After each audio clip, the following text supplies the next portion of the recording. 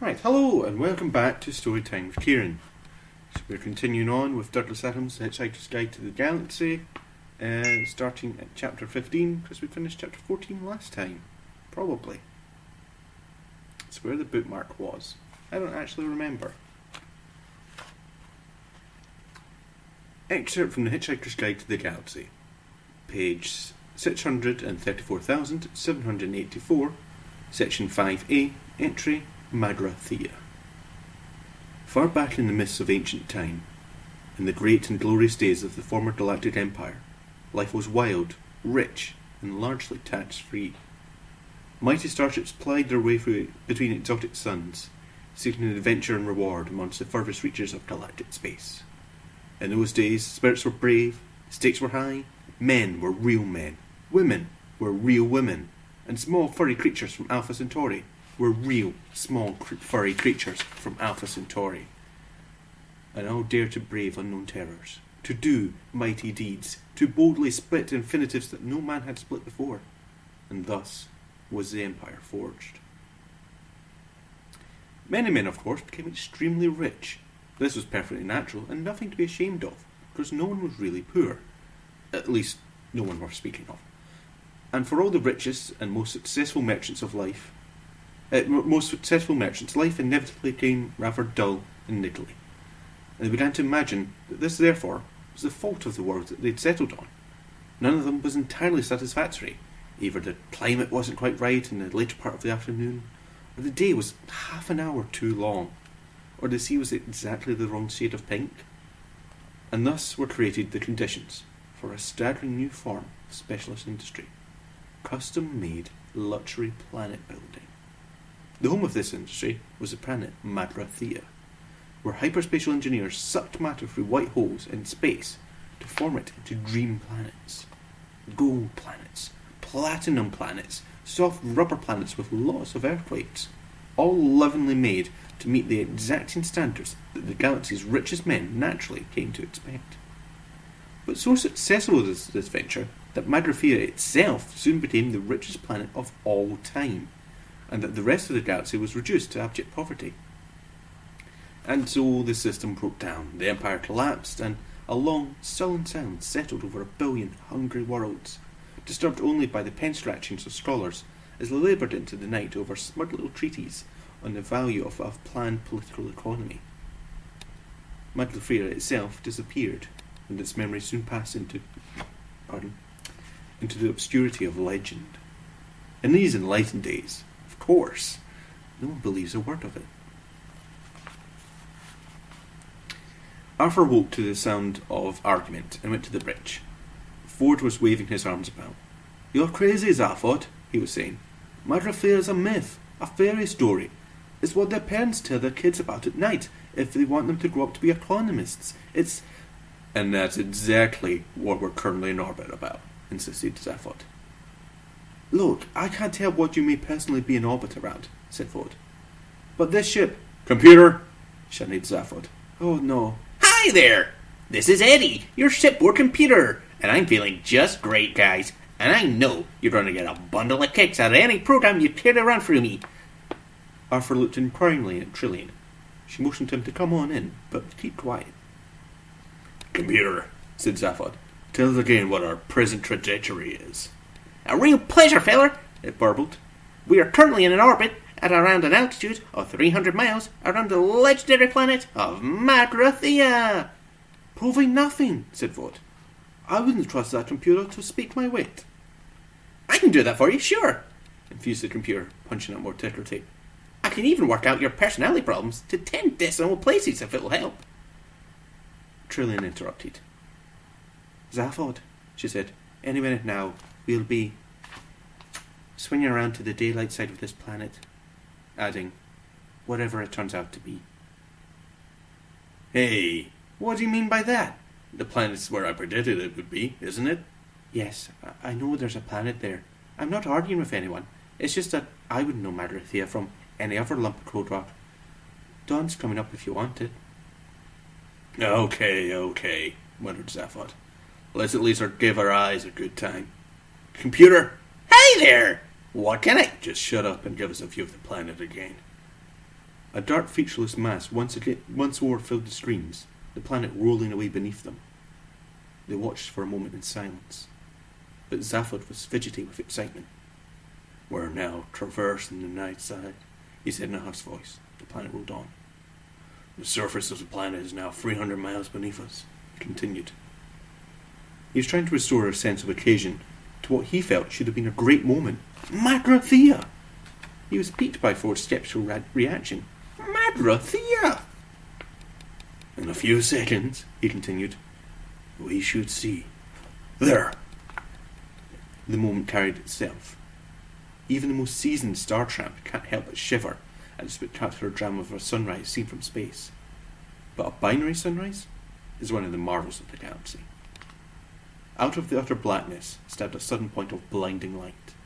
It crept up by slight degrees and spread sideways in a thin crescent blade, and within seconds 2 suns were visible, furnaces of light searing the black edge of the horizon with white fire. Fierce shafts of colour streaked through the thin atmosphere beneath them. "The fires of dawn," breathed Zaphod. "The twin suns of Solanius and Ram." "Or whatever," said Ford quietly. "Solanius and Ram," insisted Zaphod. The suns blazed into the pitch of space, and a low, ghostly music floated through the bridge. Marvin was humming ironically, because he hated humans so much. As Ford gazed at the spectacle of light before them, excitement burnt inside him. But only the excitement of seeing a strange planet. It was enough for him to see it as it was.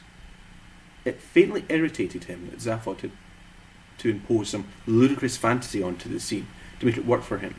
All this Magrathea nonsense seemed juvenile. Isn't it enough to see that our garden is beautiful, with having to believe that there are fairies at the bottom of it too? All this Magrathea business seemed totally incomprehensible to Arthur. He ears up to Trillian and asked her what was going on. "I only know what Zaphod's told me," she whispered. "Apparently, Magrathea is some kind of legend from way back when, which no one seriously believes in. A bit like Atlantis on Earth, except that the legends say that Magratheans used to manufacture planets." Arthur blinked at the screens and felt he was missing something important. Suddenly, he realised what it was. "Is there any tea on this spaceship?" he asked. More of the planet was unfolding beneath them as a heart of gold streaked through its orbital path. The suns now stood high in the black sky, the pyrotechnics of dawn were over, and the surface of the planet appeared bleak and forbidding in the common light of day. Grey, dusty, and only dimly contoured. It looked dead and cold as a crypt. From time to time, promising features would appear in distant horizons, ravines, maybe mountains, maybe even cities. But as they approached, the lines would soften and blurred into anonymity, and nothing would transpire. The planet's surface was blurred by time, by the slow movements of the thin, stagnant air that crept across it for century upon century. Clearly, it was very old. A moment of doubt came to Ford as he watched the grey landscape move beneath them. The immensity of time worried him. He could feel it as a presence. He cleared his throat. "Well, supposing it is." "It is," insisted Zaphod. "Which it isn't," continued Ford. "What do you want to do with it anyway? There's nothing there." "Not on the surface," said Zaphod. "All right, supposing there's something. I take it you're not here for the sheer industrial archaeology of it all. What are you after?" One of Zaphod's heads looked away. The other one looked round to see what the first was looking at, but it wasn't looking at anything very much. "Well," said Zaphod airily, "it's partly the curiosity, partly a sense of adventure, but I think mostly it's for the fame and the money." Ford glanced at them sharply. He got a very strong impression that Zaphod hadn't the faintest idea why he was there at all. "You know, I don't like the look of that planet at all," said Trillian, shivering. "Ah, take no notice," said Zaphod. "With half the wealth of the former Galactic Empire stored on it somewhere, it can afford to look frumpy." Bullshit, thought Ford.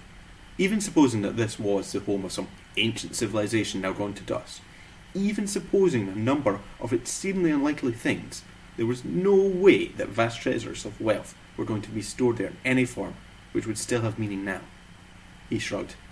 "I think it's a dead planet," he said. "The suspense is killing me," said Arthur testily.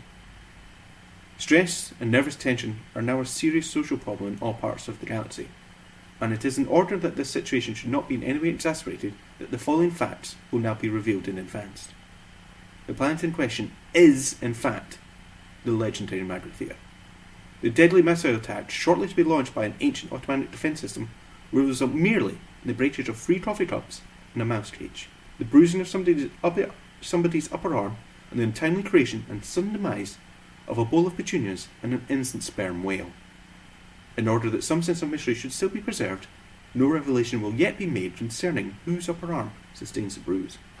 This fact may be safely made the subject of suspense, since it is of no significance whatsoever. After a fairly shaky start to the day, Arthur's mind was beginning to reassemble itself from the shell-shocked fragments the previous day had left him with. He had found a nutrimatic machine, which had provided him with a plastic cup filled with a liquid that was almost, but not quite, entirely unlike tea. The way it functioned was very interesting. When the drink button was pressed, it made an instant but highly detailed examination of the subject's taste buds, a spectroscopic analysis of the subject's metabolism, and then sent tiny experimental signals down the neural pathways to the taste centres of the subject's brain to see what was likely to go down well. However, no one quite knew why it did this, because it invariably delivered a cupful of liquid that was almost, but not quite, entirely unlike tea. The Nutrimatic was designed and manufactured by the Sirius Cybernetics Corporation, whose complaints department now covers all of the major landmasses of the first 3 planets in the Sirius Tau star system. Arthur drank the liquid and found it reviving. He glanced up at the screens again and watched a few more 100 miles of barren greyness slide past. It suddenly occurred to him to ask a question which had been bothering him. "Is it safe?" he said. "Magrathea has been dead for 5 million years, said Zaphod. "Of course it's safe. Even the ghosts will have settled down and raised families by now." At which point, a strange and inexplicable sound thrilled suddenly through the bridge. A noise as of a distant fanfare. A hollow, reedy, insubstantial sound. It preceded a voice that was equally hollow, reedy, and insubstantial. The voice said, "Greetings to you." Someone from the dead planet was talking to them. "Computer!" shouted Zaphod. "Hi there! What the photon is it?" "Oh, it's just some 5 million-year-old tape that's been broadcast at us." "A what? A recording?" "Shush," said Ford. "It's carrying on." The voice was old, courteous, almost charming, but was underscored with quite unmistakable menace. "This is a recorded announcement," it said, "as I'm afraid we're all out at the moment. The Commercial Council of Magrathea thanks you for your esteemed visit." "A voice from ancient Magrathea," shouted Zaphod. Okay, said Ford. "But regrets," continued the voice, "that the entire planet is temporarily closed for business. Thank you. If you would care to leave your name and the address of a planet where you can be contacted, kindly speak when you hear the tone." A short pause followed, then silence. "They want to get rid of us," said Trilly nervously. "What do we do?" "It's just a recording," said Zaphod. "We keep going. Got that, computer?" "I got it," said the computer, and gave the ship an extra kick of speed. They waited. After a second or so, the fanfare came once again, and then the voice. "We would like to assure you that as soon as our business has resumed, announcements will be made in all fashionable magazines and colour supplements, where our clients will once again be able to select from all that's best in contemporary geography." The menace in the voice took on a sharper edge. "Meanwhile, we thank our clients for their kind interest and would ask them to leave. Now." Arthur looked round the nervous faces of the companions. "Well, I suppose we better get going then, hadn't we?" he suggested. "Shh," said Zaphod. "There's absolutely nothing to be worried about." "Then why is everyone so tense?" "They're just interested," shouted Zaphod. "Computer, start a descent into the atmosphere and prepare for landing." This time the fanfare was quite perfunctory. The voice now distinctly told, "It is most gratifying it said, "that your enthusiasm for our planet continues unabated. And so we would like to assure you that the guided missiles currently converging with your ship are part of a special service we extend to all of our most enthusiastic clients, and the fully armed nuclear warheads are, of course, merely a courtesy detail. We look forward to your custom in future lives. Thank you." The voice snapped off. "Oh," said Trillian. Said Arthur. "Well?" said Zaphod. "Look," said Zaphod. "will you get it in your heads? This is a recorded message. It's millions of years old. It doesn't apply to us. Get it?" "What?" said Trillian quietly. "About the missiles?" "Missiles? Don't make me laugh." Ford tapped Zaphod on the shoulder and pointed at the rear screen. Clear in the distance behind them, 2 silver darts were climbing through the atmosphere toward the ship. A quick change of magnification brought them into close focus. 2 massively real rockets thundering through the sky. The suddenness of it was shocking. "I think they're going to have a very good try at applying it to us," said Ford. Zaphod stared at them in astonishment. "Hey, this is terrific," he said. "Someone down there is trying to kill us." "Terrific," said Arthur. "But don't you see what this means?" "Yes, we're going to die." "Yes, but apart from that." "Apart from that?" "It means we must be onto something." "How soon can we get off it?" Second by second, the image of the missiles on the screen grew larger. They had swung round now to a direct homing course, so that all could be seen of them now was the warheads, straight on. "As a matter of interest," said Trillian, "what are we going to do?" "Just keep cool," said Zaphod. "Is that all?" shouted Arthur. "No, we're also going to, take evasive action," said Zaphod with a sudden access of panic. "Computer, what evasive action can we take?" None, I'm afraid, guys," said the computer. "Or something," said Zaphod. He said. "There seems to be something jamming my guidance system," explained the computer brightly. "Impact minus 45 seconds. Please call me Eddie if it'll help you relax." Zaphod tried to run several equally decisive directions simultaneously. "Right," he said. "We've got to get manual control of the ship." "Can you fly her?" asked Ford presently. "No. Can you?" "No." "Trillian, can you?" "No." "Fine," said Zaphod, relaxing. "We'll do it together." "I can't either," said Arthur, who felt it was the time he began to assert himself. "I guessed that," said Zaphod. "Okay, computer, I want full manual control now." "You got it," said the computer.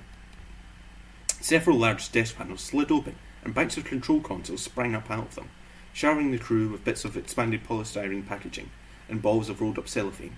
These controls had never been used before. Zaphod stared at them loudly.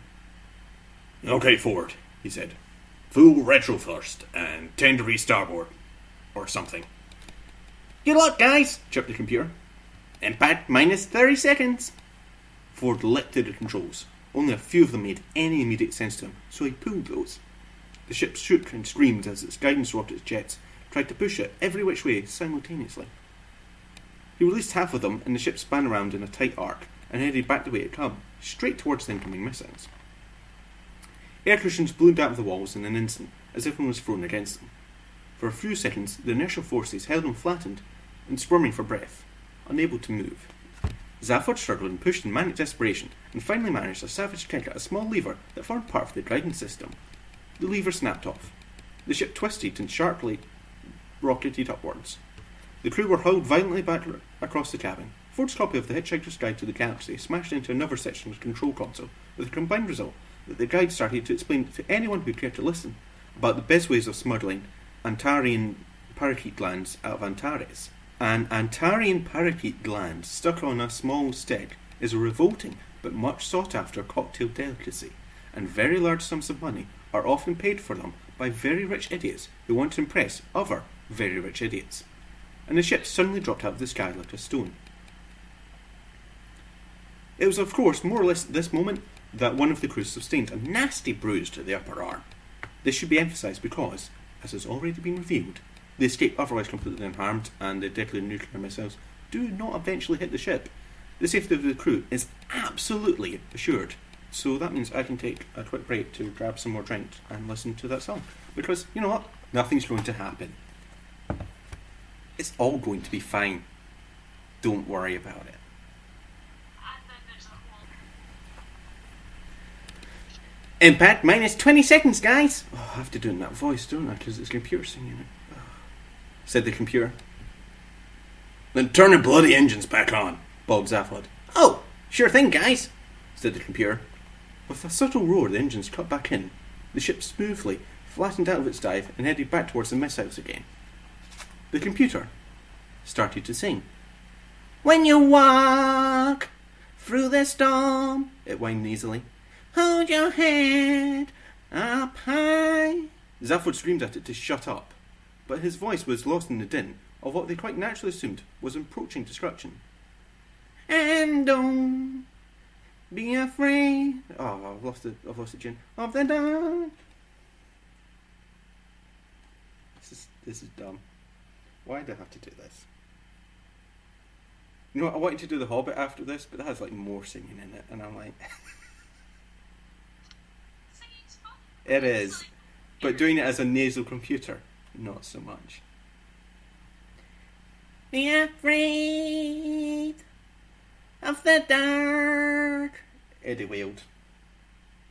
The ship, in flattening out, had flattened out upside down and was lying on the ceiling, as it was now utterly impossible for any of the crew to reach the guidance systems.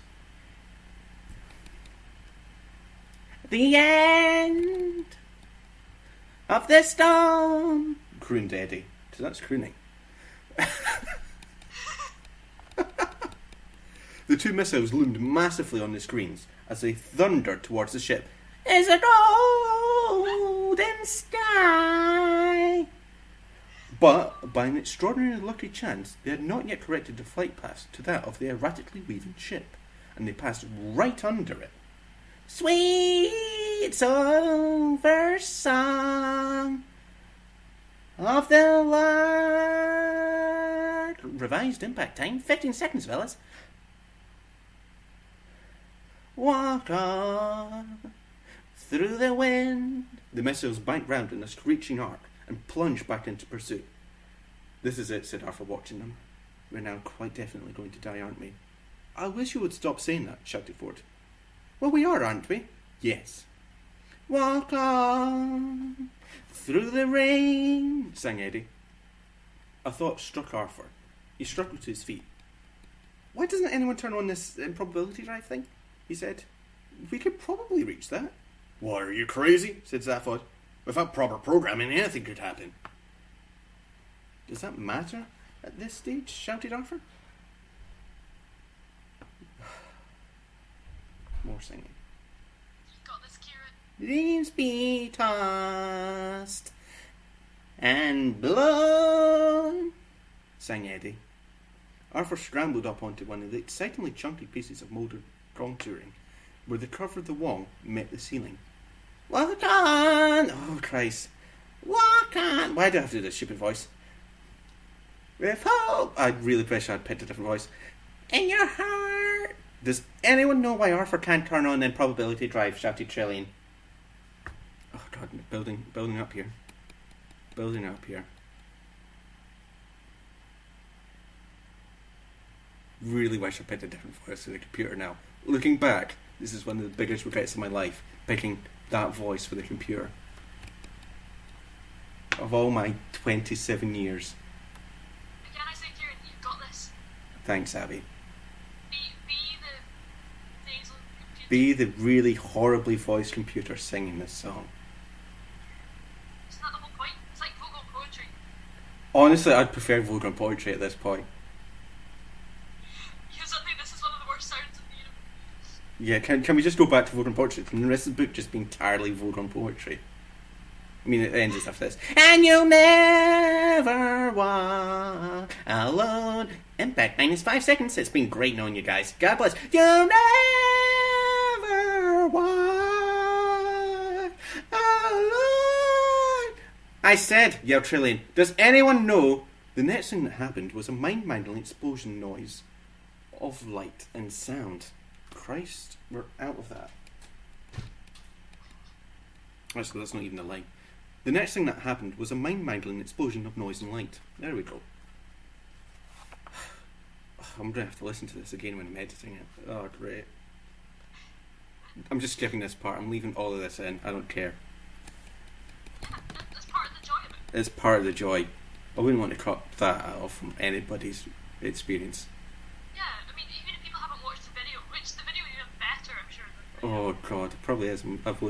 I look great, I imagine. When you're like, I might have to cut this bit because we are just waffling now. Anyway, and the next thing that happened was after that, the Heart of Gold continued on its way perfectly normally with a rather fetchingly redesigned interior. It was somewhat larger and done out in delicate pastel shades of green and blue. In the centre, a spiral staircase, leading nowhere in particular, stood in a spray of ferns and yellow flowers, and next to it, a stone sundial pedestal housed the main computer terminal. Cunningly deployed lighting and mirrors created the illusion of standing in a conservatory overlooking a wide stretch of exquisitely manicured garden. Around the periphery of the conservatory area stood marble-topped tables on intricately beautifully wrought iron legs. As you gazed into the polished surface of the marble, the vague forms of instruments became visible, and as you touched them, the instruments materialised instantly under your hands. Looked at from the correct angles, the mirrors appeared to reflect all the required data readouts, though it was far from clear where they were reflected from. It was, in fact, sensationally beautiful. Relaxing in their wickerwork sun chair, Zaphod Beaverbot said, "What in the hell happened?" "Well, I was just saying," said Arthur, lounging by a small fishbowl, "that there's this probability drive switch over here." He waved it where it had been. There was a potted plant there now. "But where are we?" said Ford, who was sitting on a spiral staircase, a nicely chilled pan-electric gargle blaster in his hand. "Exactly where we were, I think," said Trillian, as all about the mirrors suddenly showed them an image of the blighted landscape of Magrofia, which still scooted along beneath them. Zaphod left out his seat. "Then what's happened to the missiles?" he said. A new and astounding image appeared in the mirrors. "They would appear," said Ford doubtfully, "to have turned into a bowl of petunias and a very surprised-looking whale." "Add in a probability factor," cut in Eddie, who hadn't changed a bit. Great. Can't give him a different voice because he hadn't changed at all. You know, if there's one thing that storytelling of Keiran is known for, it's consistent voice arc. Perhaps. Of 8,767,128 to 1 against. Zaphod stared at Arthur. "Did you think of that, Earthman?" he demanded. "Well," said Arthur, all I did was..." "That's very good thinking, you know. Turn on the probability drive for a second, without first activating the proofing screens. Hey, kid, you just saved our lives. You know that?" "Oh," said Arthur. "Well, it was nothing really." "Was it?" said Zephyr. "Oh, well, forget it then. Okay, computer, take us into land." "But..." "I said forget it." Another thing that got forgotten was the fact that, against all probability, a sperm whale had suddenly been called into existence several miles above the surface of an alien planet. And since it was not a naturally tenable position for a whale, this poor innocent creature had very little time to come to terms with its identity as a whale before it come to terms with not being a whale anymore. This is a complete record of its thought from the moment it began its life to the moment it ended. "Ah, what's happening?" it thought. Is that how whales talk? Excuse me. Who am I? Hello? Why am I here? What's my purpose in life? What do I mean by who am I? Calm down. Get a grip now. Oh, this is an interesting sensation. What is it? It's a sort of yawning, tingling sensation in my, well, I suppose I better finding names for things if I want to make any headway in what, for the sake of what shall I call an argument, I shall call the world. So let's call it my stomach. Good. Ooh, it's getting quite strong. And hey, what about this whistling, roaring sound going past what I'm certainly going to call my head? Perhaps I can call it that. Wind. Is that a good name? It'll do. Perhaps I can find a better name for it later, when I've found out what it's for. It must be something very important, because there certainly seems to be a hell of a lot of it. Hey! What's this thing? This, let's call it a tail. Yeah, tail. Hey! I can really thrash it about pretty good, can't I? Wow! Wow! That feels great! Doesn't seem to achieve very much, but I'll probably find out what it's for later on. Now, have I built up any coherent picture of things yet? No. Never mind. Hey, this is pretty exciting. So much to find out about, so much to look forward to. I'm quite dizzy with anticipation. Or is it the wind? There really is a lot of that now, isn't there? And wow! Hey! What's this thing suddenly coming towards me very fast? Very, very fast. So big and flat and round. It seems like it needs a big, wide-sounding name, like ground. That's it. That's a good name. Ground. I wonder if it will be friends with me. And the rest, after a sudden wet thud, was silence. Curiously enough, the only thing that went through the mind of the bowl of petunias, as it fell, was, "Oh no, not again." Many people have speculated that if we knew exactly why the bowl of petunias had thought that, we would know a lot more about the nature of the universe than we do now. "Are we taking the robot with us?" said Ford, looking with distaste at Marvin, who was standing in an awkward hunch posture in the corner, under a small palm tree. Zafford glanced away from the mirror screens, which presented a panoramic view of the blighted landscape on which the Heart of Gold had now landed. "Oh, the paranoid android," he said. "Yeah, we'll take him." "But what are you supposed to do with a manically depressed robot?" "You think you've got problems," said Marvin, as if he was addressing a newly occupied coffin. "What are you supposed to do if you are a manically depressed robot? No, don't bother to answer that. I'm 50,000 times more intelligent than you. I don't even know the answer. It gives me a headache just trying to think down to your level." Trillian burst in through the door from her cabin. "My white mice have escaped," she said.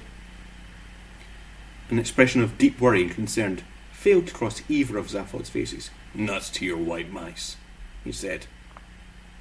Trillian glared an upset glare at him and disappeared again.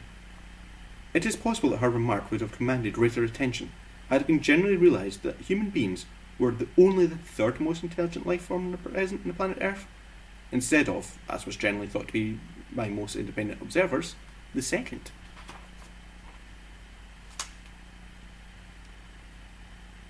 Oh, no, Eddie does get a new voice.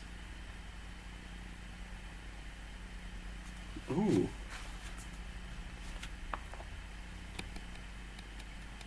It's oddly familiar, but oddly different. "Good afternoon, boys." The voice was oddly familiar, but oddly different. It had a matriarchal twang. It announced itself to the crew as they arrived at the airlock hatchway that would let them out onto the planet's surface. They looked at each other in puzzlement. "It's a computer," said James Zaphod. "I discovered it had an emergency backup personality that I thought might work out better." "Now this is going to be your first day out on a strange new planet," continued Eddie's new voice. "So I want you all wrapped up snug and warm. No playing with any naughty bug-eyed monsters." Zaphod tapped impatiently on the hatch. "I'm sorry," he said. I think we might be better off with a slide rule. Right, snapped the computer. Who said that? Will you open up the exit hatch, please, computer? Said Zaphod, trying not to get angry. Not till whoever said that owns up, urged the computer, stamping the few synapses closed. Oh, God, muttered Ford. He slumped against a bulkhead and started to count to 10. He was desperately worried that one day sentient life forms would forget how to do this. Only by counting did humans demonstrate their independence of computers. Come on, said Eddie sternly. Computer, began Zaphod. I'm waiting, interrupted Eddie. I can wait all day if necessary. Computer, said Zaphod again, who'd been trying to think of some subtle piece of reasoning to put the computer down with, but had decided not to bother competing with on its own ground. If you don't open that exit hatch this moment, I shall zap straight off to your major data banks and reprogram you with a very large X. Got it? Eddie shot, paused, and considered this. Ford carried on counting quietly. This is about the most aggressive thing you can do to a computer. The equivalent of going up to a human being and saying, blood, blood, blood, blood, blood. Finally, Eddie said quietly, I can see this relationship is something we're all going to have to work at. And the hatchway opened. An icy wind ripped into them. They hugged themselves warmly and stepped down the ramp onto the barren dust of Madra Thea. It'll all end in tears. I know it, shouted Eddie after them and closed the hatchway again. A few minutes later, he opened and closed the hatchway again in response to a command that had caught him entirely by surprise. 5 figures wandered slowly over the blighted land. Bits of it were dullish grey, bits of it dullish brown. The rest of it rather less interesting to look at. It was like a dried up marsh, now barren of all vegetation and covered with a layer of dust about an inch thick. It was very cold. Zaphod was clearly rather depressed about it. He stalked off by himself and was soon lost to sight behind a slight rise in the ground. The wind stung Arthur's eyes and ears, and the stale thin air clasped at his throat. However, the thing that stung most was his mind. It's fantastic, he said, and his own voice rattled his ears. Sound carried badly in this thin atmosphere. Desolate home, if you ask me, said Ford. I could have more fun in a cat litter. He felt a mounting irritation. Of all the planets and all the star systems of all the galaxy, many wild and exotic, seething with life, didn't he just have to turn up at a dump like this after 15 years of being a castaway? Not even a hot dog stand in evidence. He stooped down and picked up a cold clod of earth, but there was nothing underneath it worth crossing thousands of light years to look at. No, insisted Arthur. Don't you understand? This is the first time I've actually stood on the surface of another planet. A whole alien world. Pity it's such a dump, though. Trillian hugged herself, shivered and frowned. She could have sworn she saw a slight and unexpected movement out of the corner of her eye, but when she glanced in that direction, all she could see was the ship, still and silent, 100 yards or so behind them. She was relieved when a second or so later they caught sight of Zaphod standing on top of a ridge and waving to them to come and join him. He seemed to be excited, but they couldn't clearly hear what he was saying because of the thinnish atmosphere and the wind. As they approached the ridge of higher ground, they became aware of that it seemed to be circular, a crater about 150 yards wide. Round the outside of the crater, the sloping ground was splattered with black and red lumps. They stopped and looked at the piece. It was wet. It was rubbery. With horror, they suddenly realised that it was fresh whale meat. At the top of the crater's lip, they met Zaphod. "Look," he said, pointing into the crater. In the centre lay the exploded carcass of a lonely sperm whale that hadn't lived long enough to be disappointed with its lot. The silence was only disturbed by the slight involuntary spasms of Trillian's throat. "I suppose there's no point in trying to bury it," murmured Arthur, and then wished he hadn't. "Come," said Zaphod, who started back down into the crater. What? Down there? said Trillian with severe distaste. Yeah, said Zaphod. Come on. I've got something to show you. We can see it, said Trillian. Not that, said Zaphod. Something else. Come on. They all hesitated. Come on, insisted Zaphod. I've found a way in. In? Said Arthur in horror. Into the interior of the planet. An underground passage. The force of the whale's impact cracked it open, and that's where we have to go. Where no man has trod these 5 million years. Into the very depths of time itself. Marvin started his ironical humming again. Zaphod hit him, and he shut up. With little shudders of disgust, they all followed Zaphod down the incline into the crater, trying very hard to avoid looking at this unfortunate crater.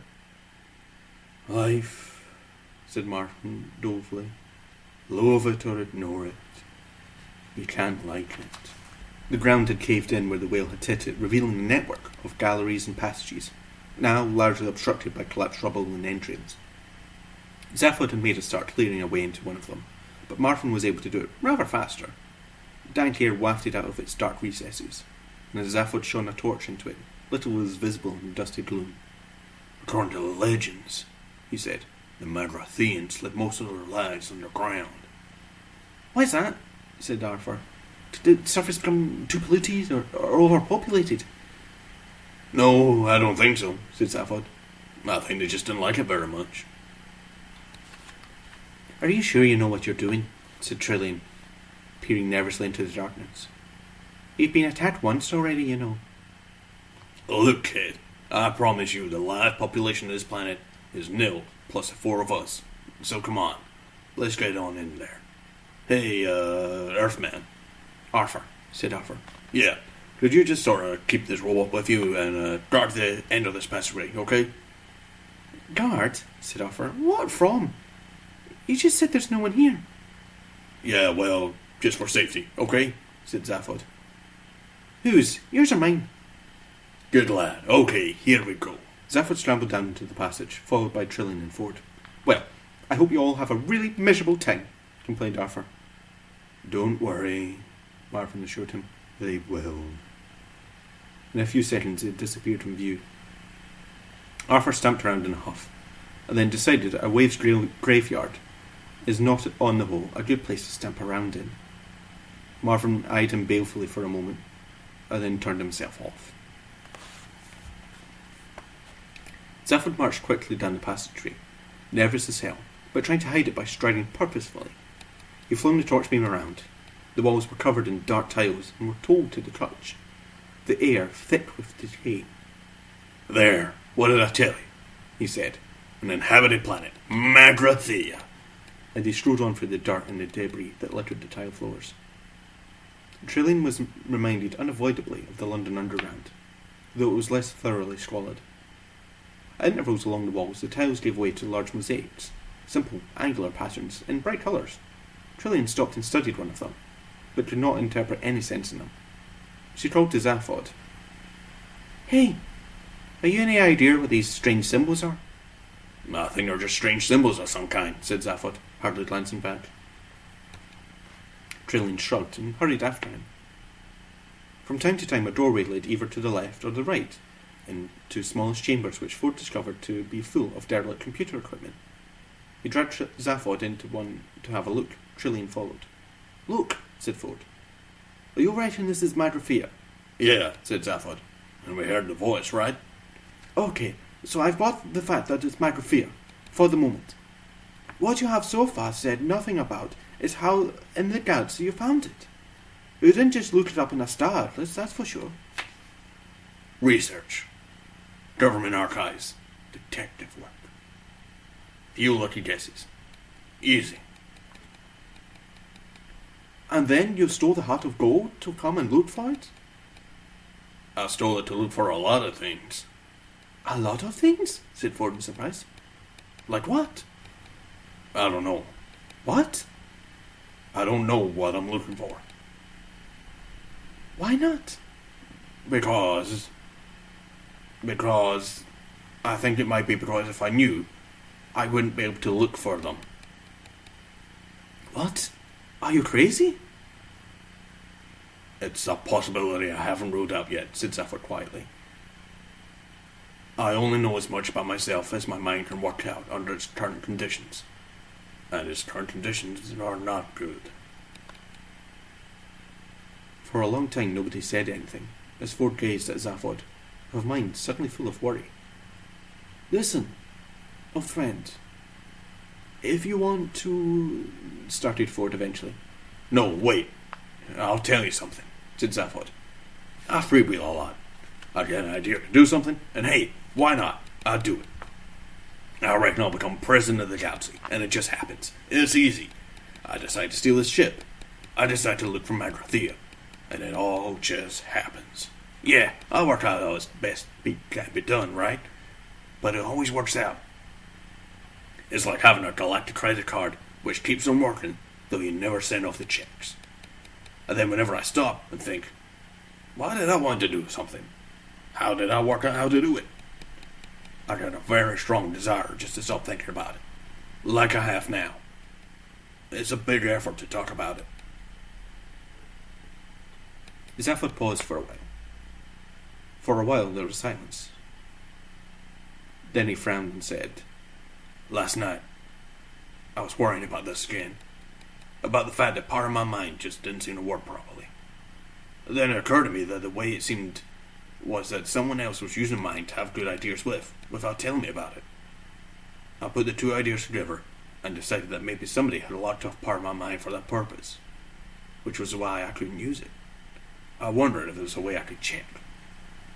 I went to the ship's medical bay and plugged myself into an encephalographic screen. I went through every major screen test in both my heads. All the tests I had to go through under government medical officers before my nomination to the presidency could be properly ratified. They showed up nothing. Nothing unexpected, at least. They showed that I was clever, imaginative, irresponsible, untrustworthy, extrovert, nothing you couldn't have guessed. But no other anomalies. So I started inventing further tests, completely random, nothing. Then I tried superimposing the results from one head on top of the results from the other head. Still nothing. Finally, I got silly, because I'd given it all up as nothing more than an attack of paranoia. Last thing I did before I packed it in was take the superimposed picture and look at it through a green filter. You remember how I was always superstitious about the color green when I was a kid? Always wanted to be a pilot in one of the trading scouts? Ford nodded. And there it was, said Zaphod, clear as day. A whole section in the middle of both brains that related only to each other and not to anything else around them.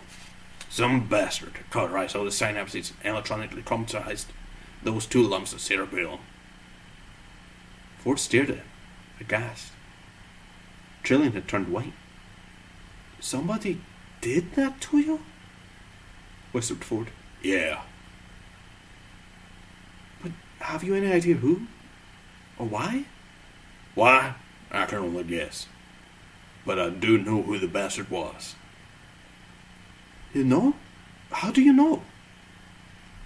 Because they left their initials burning in the cauterized synapses. They left them there for me to see. Ford stared at him in horror, felt his skin begin to crawl. Initials? Burnt into your brain? Yeah. Well, what were they? For God's sake! Zaphod looked at him in silence again for a moment. Then he looked away. Let be, he whispered. He said quietly. And at that moment, a steel shutter slammed down behind him, and gas started to pour into the chamber. I'll tell you about it later, choked Zaphod as all three passed down. On the surface of Magrathea, Arthur wandered about moodily. Ford had thoughtfully left him his copy of the Hitchhiker's Guide to the Galaxy to while away the time with. He pushed a few buttons at random. The Hitchhiker's Guide to the Galaxy is a very unevenly edited book and contains many passages that seem simply to its editors like a good idea at the time. One of them, the one Arthur now came across, supposedly relates to experiences of one Vit Vujadir, a quiet young student at the University of Maximegalon, who pursued a brilliant academic career studying ancient philology, transformational ethics, and the wave harmonic theory of historical perception, and then, after a night of drinking pantalactic gargle blasters with Zaphod Beeblebrox, became increasingly obsessed with the problem of what had happened to all the biros he'd bought over the past few years. There followed a long period of painstaking research during which he visited all the major centres of Biroros throughout the galaxy, and eventually came up with a quaint little theory which quite caught the public imagination at the time. Somewhere in the cosmos, he said, along with all the planets inhabited by humanoids, reptiloids, fishoids, walking treeoids, and hyper-intelligent shades of the colour blue, there was also a planet entirely given over to Biro life forms. And it was to this planet that unattempted Biros would make their way, slipping away quietly through wormholes in space to a world where they knew they could enjoy a uniquely Biroid lifestyle, responding to the highly Biro-oriented stimuli, and generally leading the Biro equivalent of the good life. And as theories go, this was all very fine and pleasant, until Vu Jagig suddenly claimed to have found this planet, and to have worked there for a while, driving a limousine for a family of cheap green retractables, whereupon he was taken away, locked up, rolled up boot, and was finally sent into tax exile, which is the usual fate reserved for those who are determined to make a fool of themselves in public. When one day an expedition was sent to the spatial coordinates that Vu Jagig had claimed for this planet, they discovered only a small asteroid inhabited by a solitary old man, who claimed repeatedly that nothing was true, though he was later discovered to be lying. There did, however, remain the question of both the mysterious 60,000 Altarian dollars paid yearly into his Brantisvoden bank account, and of course Zaffa Beeblebrox's highly profitable second-hand Biro business. Arthur read all of this, and put the book down. The robots still sat there, completely inert. Arthur got up and walked to the top of the crater. He walked around the crater. He watched two suns set magnificently over Magrathea. He went back into the crater. He woke the robot up, because even a manically depressed robot is better to talk to than nobody. "Night's falling," he said. "Look, robot, the stars are coming out." From the heart of a dark nebula, it is possible to see very few stars, and only very faintly. But they were there to be seen. The robot obediently looked at them, then looked back. "I know," he said. "Wretched, isn't it?" "But that sunset! I've never seen anything like it in my wildest dreams. The two suns! It was like mountains of fire boiling into space." "I've seen it," said Marvin. "It's rubbish." "We only ever had one sun at home," persevered Arthur. "I came from a planet called Earth, you know." "I know," said Marvin. "You keep going on about it. It sounds awful." "Ah, no. It was a beautiful place." "Did it have oceans?" "Oh, yes," said Arthur with a sigh. "Great, wide, rolly blue oceans." "Can't bear oceans," said Marvin. "Tell me," inquired Arthur, "do you get on well with other robots?" "Hate them," said Marvin. "Where are you going?" Arthur couldn't bear it anymore. He had got up again. "I think I'll just take another walk," he said. "Don't blame you," said Marvin, and counted 597,000 million sheep before falling asleep again a second later.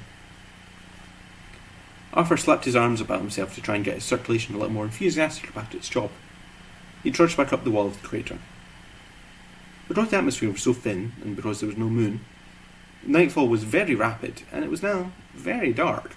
Because of this, Arthur practically walked into the old man before he noticed him. He was standing with his back to Arthur, watching the very last glimmers of light sink into blackness behind the horizon. He was tallish, elderly, and dressed in a single long grey robe. When he turned, his face was thin and distinguished, careworn, but not unkind. The sort of face you could happily bank with. But he didn't turn yet, not even to react to Arthur's yelp of surprise. Eventually the last rays of the sun had vanished completely, and he turned. His face was still illuminated from somewhere, and when Arthur looked for the source of the light, he saw a few yards away stood a small craft of some kind. A small hovercraft, Arthur guessed. It shed a dim pool of light around it. The man looked at Arthur. Sadly, it seemed. "You chose a cold night to visit your dead planet," he said. Who are you? Stammered Arthur. The man looked away again. Again, a look of sadness seemed to cross his face. "My name is not important," he said. He seemed to have something on his mind. Conversation was clearly something he felt he didn't have to rush at. Arthur felt awkward. You startled me, he said, lamely. The man looked round at him again and slightly raised his eyebrows. He said. I said you startled me. "Do not be alarmed. I will not hurt you." Arthur frowned at him. But you shot at us! They were missiles, he said. The man gazed into the pit of the crater. The slight glow from Marvin's eyes cast very faint red shadows on the huge carcass of the whale. The man chuckled slightly. "An automatic system," he said, and gave a small sigh. "Ancient computers ranged in the bowel of the planet take away the dark millennia, and the ages hang heavy on their dusty databanks. I think they take the occasional potshot to relieve the monotony." He looked gravely at Arthur and said, "I am a great fan of science, you know." Oh, really? Said Arthur, who was beginning to find the man's curious, kindly manner disconcerting. "Oh, yes," said the old man, and simply stopped talking again. Ah, said Arthur. He had an odd feeling of being like a man in the act of adultery, who is surprised when the woman's husband wanders into the room, changes his trousers, passes a few idle remarks about the weather, and leaves again. "You seem ill at ease," said the old man with polite concern. No.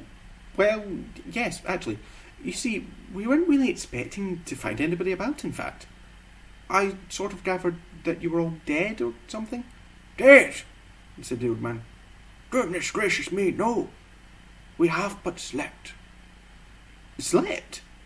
Said Arthur incredulously. "Yes. Through the economic recession, you see," said the old man, apparently unconcerned about whether Arthur understood a word he was talking about or not. Arthur had to prompt him again. Economic recession? "Well, you see, 5 million years ago, the galactic economy collapsed. And seeing that custom-built planets are something of a luxury commodity, you see..." He paused and looked at Arthur. "You know we build planets, don't you?" Yes, solemnly. Well, yes, said Arthur. I sort of gathered. "Fascinating trade," said the old man, and a wistful look came into his eyes. "Doing the coastlines was always my favourite. We used to have endless funds doing the little bits and fjords. So anyway," he said, trying to find his thread again. "The recession came, and we decided it would be a lot of bother. It would save a lot of bother if we just slept through it. So we programmed the computers to revive us when it was all over." The man stifled a slight yawn and continued. "The computers were index-linked to the galactic stock market prices, you see, so that we'd all be revived when everybody else had rebuilt the economy enough to afford our rather expensive services."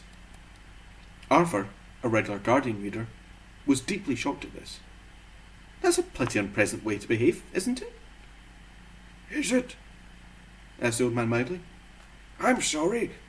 I'm a bit out of touch." He pointed down into the crater. "Is that robot yours?" he said. "No," came a thin, metallic voice from the crater. "I'm mine." "If you'd call it a robot," muttered Arthur. "It's more of a sort of electronic sulking machine." "Bring it," said the old man. Arthur was quite surprised to hear a note of decision suddenly present in the old man's voice. He called to Marvin, who crawled up the slope, making a big show of being lame, which he wasn't. "On second thoughts," said the old man, Leave it here. You must come with me. Great things are afoot. He turned towards his craft, which, through no apparent signal had been given, now drifted quietly towards them through the dark. Arthur looked down at Marvin, who now made an equally big show of turning around laboriously and trudging off down into the crater drain, muttering sour nothings to himself. Come, called the old man. Come now, or you'll be late. Late, said Arthur. What for? What is your name, human? Dent. Arthur Dent, said Arthur. Late, as in the late Dent Arthur Dent, said the old man sternly. It's a sort of fret, you see. Another wistful look came into his tired old eyes. I've never been very good at them myself, but I'm told they can be very effective. Arthur blinked at him. What an extraordinary person, he muttered to himself. I beg your pardon, said the old man. Oh, nothing, I'm sorry, said Arthur in embarrassment. All right, where do we go? In my air car, said the man, motioning Arthur to get into the craft which had settled silently next to them. We're going deep into the bowels of the planet, where even now our race is being revived from its 5 million year slumber. Magrathea awakes. Arthur shivered involuntarily as he seated himself next to the old man. The strangeness of it, the silent bobbing movement of the craft as it soared into the night sky, quite unsettled him. He looked at the old man, his face illuminated by the dull glow of tiny lights on the instrument panel. Excuse me, he said to him. What is your name, by the way? My name, said the old man, and the same distant sadness came into his face again. He paused. My name, he said, is Slarty Bartfast. Arthur practically choked. I beg your pardon, he spluttered. Slarty Bartfast, repeated the old man quietly. Slarty Bartfast! The old man looked at him gravely. I said it wasn't important, he said. The air car sailed through the night. It is an important and popular fact that things are not always what they seem. For instance, on the planet Earth, man had always assumed that he was more intelligent than dolphins because he had achieved so much. The wheel, New York, wars, and so on. Whilst all the dolphins had ever done was muck about in the water having a good time. But conversely, the dolphins had always believed that they were the far more intelligent than man, for precisely the same reasons. Curiously enough, the dolphins had long known of the impending destruction of the planet Earth, and had made many attempts to alert mankind to the danger, but most of their communications was misinterpreted, as amusing attempts to punch footballs or whistle for tidbits, so eventually they gave up and left the Earth by their own means shortly before the Vodrans arrived. The last ever dolphin message was misinterpreted as a surprisingly sophisticated attempt to do a double backward somersault for a hoop whilst whistling the Star-Spangled Banner, but in fact the message was this: so long, and thanks for all the fish. In fact, there was only one species on the planet more intelligent than dolphins, and they spent a lot of time in behavioural research laboratories, running around inside wheels and conducting frighteningly elegant and subtle experiments on man. The fact that once again man completely misinterpreted this relationship was entirely according to these creatures' plans. Silently the air car coasted through the cold darkness, a single soft glow of light that was utterly alone in the deep Magrathean night. It sped swiftly. Arthur's companion seemed sunk in his own thoughts, and when Arthur tried on a couple of occasions to engage him in conversation again, he would simply reply by asking if it was comfortable enough, and then left it at that. Arthur tried to gauge the speed at which they were travelling, but the blackness outside was absolute, and he was denied any reference points. The sense of motion was so soft and slight, he could almost believe that they were hardly moving at all. Then a tiny glow of light appeared in the far distance, and within seconds it had grown so much in size that Arthur had realised it was travelling towards them at colossal speed, and he tried to make out what sort of craft it might be. He peered at it, but was unable to discern any clear shape, and suddenly gasped in alarm as the aircar dipped sharply and headed downwards in what seemed to be a certain collision course. The relative velocity seemed unbelievable, and Arthur had barely any time to draw breath before it was all over. The next thing he was aware of was an insane silver blur that seemed to surround him. He twisted his head back sharply around, and saw a small black point dwindling rapidly in the distance behind him, and it took him several seconds to realise what had happened. They had plunged into a tunnel in the ground. The colossal speed had been their own relative to the glow of the light, which was a stationary hole in the ground, the mouth of the tunnel. The insane blur of silver was the circular wall of the tunnel down which they were shooting, apparently at several hundred miles an hour. He closed his eyes in terror. After a length of time, which he made no attempt to judge, he sensed a slight subsidence in their speed, and some while later became aware that they were gradually gliding to a gentle halt. He opened his eyes again. They were still in the silver tunnel, threading and weaving their way through what appeared to be a crisscross warren of convergent tunnels. When they finally stopped, it was in a small chamber of curved steel. Several tunnels also had their terminus here, and at the further end of the chamber, Arthur could see a circle of dim, irritating light. It was irritating because it played tricks with the eyes. It was impossible to focus on it properly, or tell how near or far it was. Arthur guessed, quite wrongly, that it might be ultraviolet. Slarty Bartfast turned and regarded Arthur with his solemn old eyes. "Earthman," he said, "we are now deep in the heart of Magrathir." "How did you know I was an Earthman?" demanded Arthur. "These things will become clear to you," said the old man gently.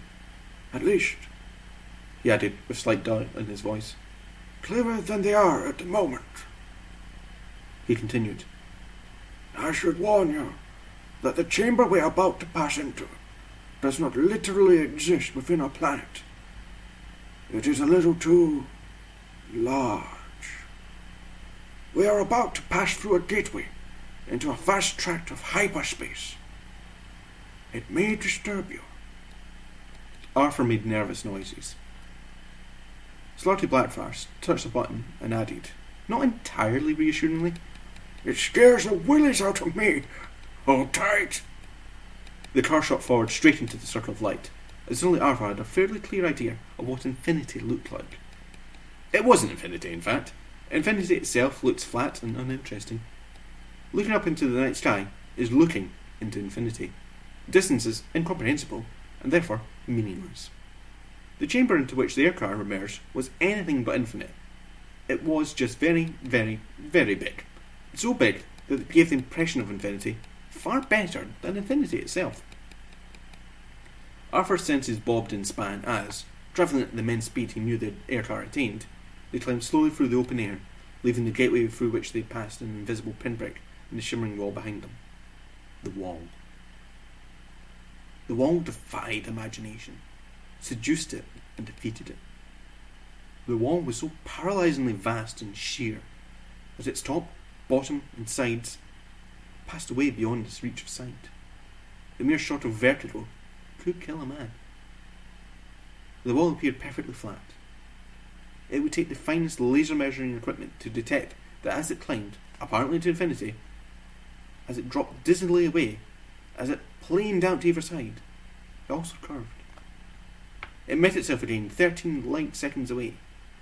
In other words, the wall formed the inside of a hollow sphere. A sphere over 3 million miles across and flooded with unimaginable light. "Welcome," said Slarty Blackfast, as the tiny speck that was the air car, travelling now at 3 times the speed of sound, crept imperceptibly forward into the mind-boggling space. "Welcome," he said, "to our factory floor." Arthur stared around him in a kind of wonderment. That's not even close to what it says. I've just made that up completely. Sorry, Douglas, I've just changed all your work today. Arthur stared about him in a kind of wonderful horror. Completely different. That's a completely different tone. Ranged away before them, at distances he could neither judge nor even guess at, were a series of curious suspensions. Delicate traceries of metal and light hung about shadowy spherical shapes that hung in space. "This," said Slarty Bartfast, "is where we make most of our planets, you see." You mean, said Arthur, trying to form the words. You mean you're starting it all up again now?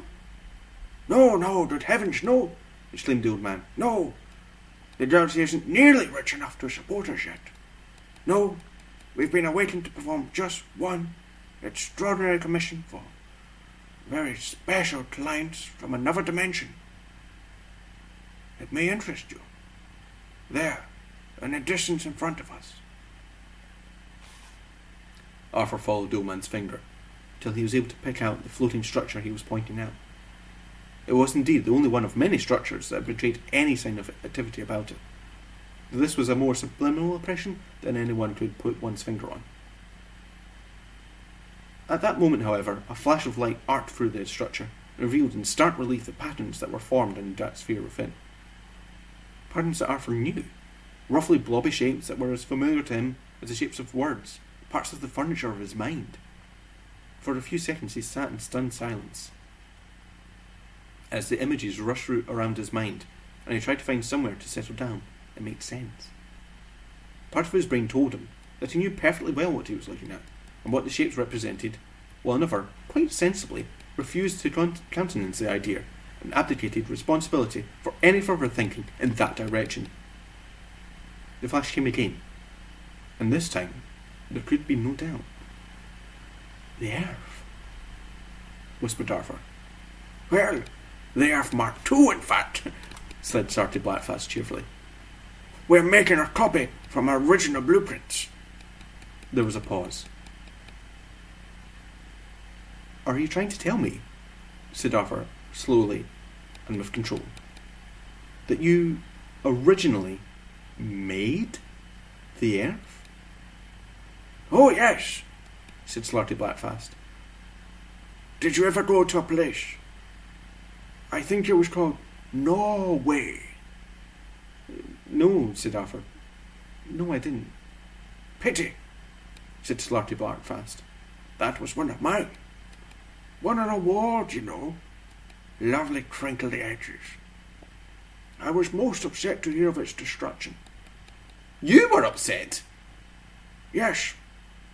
5 minutes later, and I wouldn't have mattered so much. It was quite a shocking cock-up. "Yeah," said Arthur. The mice were furious. "The mice were furious?" Oh, yes, said the old man mildly. "Yes, well, so I expect with the dogs and the cats and the duck-billed platypuses, but..." but they hadn't paid for it, you see, had they? "Look," said Arthur, "would it save you a lot of time if I just gave up and went mad now?" For a while the aircar flew on in awkward silence. Then the old man tried patiently to explain. Earthman, the planet you lived on, was commissioned, paid for, and run by mice. It was destroyed 5 minutes before the completion of the purpose for which it was built. And we've got to build another one. Only one word was registering with Arthur. "Mice!" he said. Indeed, Earthman. "Look, sorry, are we talking about the little white furry things with the cheese fixation and women standing on tables screaming in early sitcoms?" Slarty Blackfast coughed politely. Earthman, he said, it is sometimes hard to follow your mode of speech. Remember, I have been asleep inside this planet of Madra Thea for 5 million years, and know little of these early 60s sitcoms of which you speak. These creatures you call mice, you see, they are not quite as they appear. They are merely the protrusion into a dimension of vast, hyper-intelligent, pan-dimensional beings. The whole business with the cheese and the squeaking is just a front. The old man paused, and with a sympathetic frown continued. They've been experimenting on you, I'm afraid. Arthur thought about this for a moment, and then his face cleared. "Ah, no," he said. "I see the source of the misunderstanding now. No, look, you see, what happened was that we used to do experiments on them. They were often used in behavioural research, Pavlov and all that sort of stuff. So what happened was that the mice would be set all sorts of tests, learning to ring bells, run around mazes, and things, so that the whole nature of the learning process could be examined. From our observations of their behaviour, we were able to learn all sorts of things about our own. Arthur's voice tailed off. Such subtlety, Said Slarty Blackfast. one has to admire it. What? Said Arthur. How better to disguise their real natures, and how better to guide your thinking. Suddenly running down a maze the wrong way, eating the wrong bit of cheese, unexpectedly dropping dead of myxomatosis. If it's finally calculated, the cumulative effect is enormous. He paused for effect. You see, Halfman, they really are particularly clever, hyper-intelligent pan-dimensional beings. Your planet and people have formed a matrix of an organic computer running a 10 million year research program. Let me tell you the whole story. It'll take a little time. Time, said Arthur weakly, is not currently one of my problems.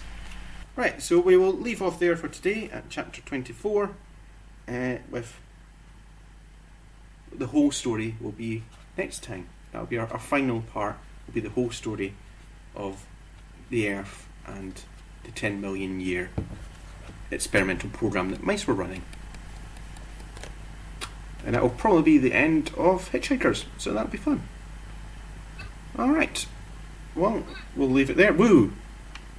Woo indeed. Right, okay. So that was Story Time with Keiran. Goodbye.